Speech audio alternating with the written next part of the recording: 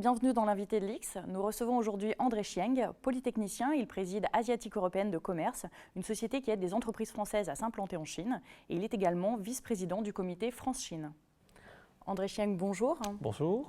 Alors nous célébrons cette année les 50 ans des relations diplomatiques franco-chinoises. Quel rôle la France peut-elle jouer aujourd'hui en Chine?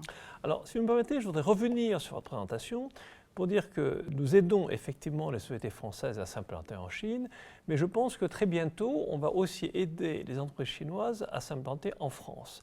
Et c'est pour moi une introduction parce que je crois qu'effectivement, l'année où l'on célèbre le cinquantenaire est aussi l'année où on va voir des entreprises chinoises venir s'implanter en France. Et vous savez que nous venons d'assister à la visite d'État du président Xi Jinping. Et un des événements importants de cette visite d'État a été la signature d'un accord entre le groupe français PSA et le groupe chinois Tongfeng pour une entrée de Tongfeng au capital de PSA à hauteur de 14%. Et je voudrais insister sur cette opération parce que nous voyons les Chinois investir des sommes qui ne sont quand même pas négligeables, puisqu'il s'agit de 800 millions d'euros, pour prendre 14% du groupe PSA, c'est-à-dire une participation significative, mais qui ne permet pas aux Chinois de contrôler la société PSA. Et donc, cela montre qu'il y a une possibilité de coopération entre la France et la Chine, avec un partage de pouvoir équilibré, et le résultat de l'opération, je l'espère et je le pense, est qu'à la fois le groupe PSA et le groupe Tongfeng vont pouvoir se développer et vont pouvoir carrément aller à la conquête du monde. Alors justement, cette coopération, elle se fait au niveau académique, au niveau de l'enseignement supérieur et de la recherche, puisque donc les échanges académiques entre la France et la Chine s'intensifient. Est-ce que ces relations sont vouées à perdurer dans le temps, selon vous? Je l'espère. Je l'espère vivement parce que la France possède un très haut niveau intellectuel. Mais on voit bien que dans le monde présent, la France devient un pays moyen en termes de population.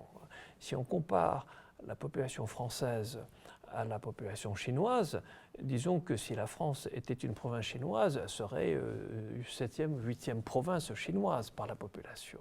Bon.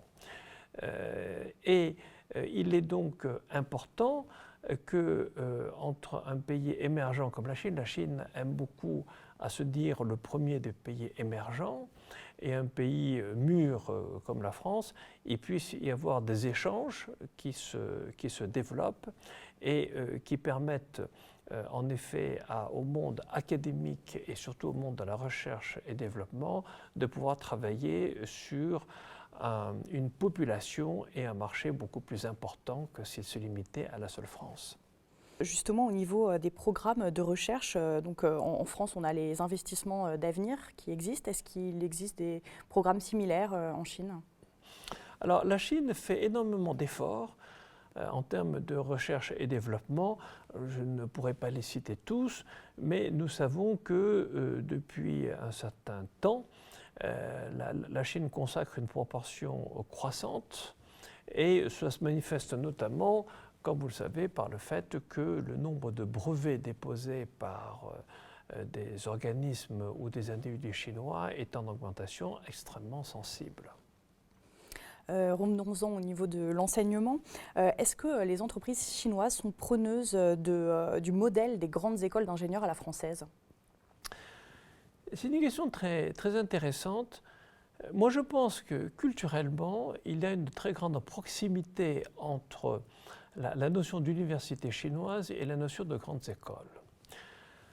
Dans le sens où, dans les deux cas, cela nécessite deux facteurs de réussite. Le premier, les deux systèmes sont basés sur une sélection très forte.